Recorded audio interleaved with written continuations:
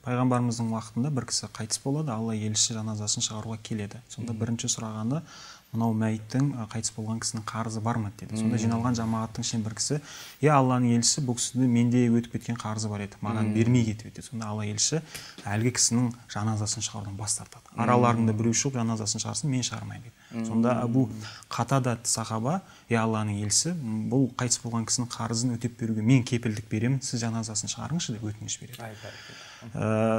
Пайғамбарым жаназасын шығарады, бір күн өтіп, ертесі күні әлгі кепілдеме берген сахабаны пайғамбарымыз кездесіп қалады. Абу Қатада, кешегі қарызды өтедің бе дейді.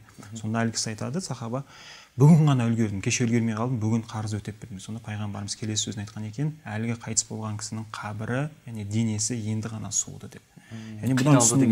Бұдан түсінетін нәрсеміз, кімде-кім бұл дүниеде қарызын бермей өтетін болса, қабірде қиыншылығы болары анық. Және оны тездетіп өтеу керек дейсіз ғой, немқұрайлы қарамай. Өлікке шын жақсы ойлаған адам соны өтеу керек. Шариғатымызда 5 нәрсеге асығуды үндейді. Оның біріншісі, егер қонақ келсе, оған ас жаюға, мәйіт қайтыс болған болса, оны тезірек жерлеуге, қыз бойжеткен болатын болса, оны үйлендіруге, адам күнә жасап қоятын болса, оны тәубеге асығуына, және 5-шісі, қарыз алған адам тезірек қарызын қайтаруға асығу керек екен.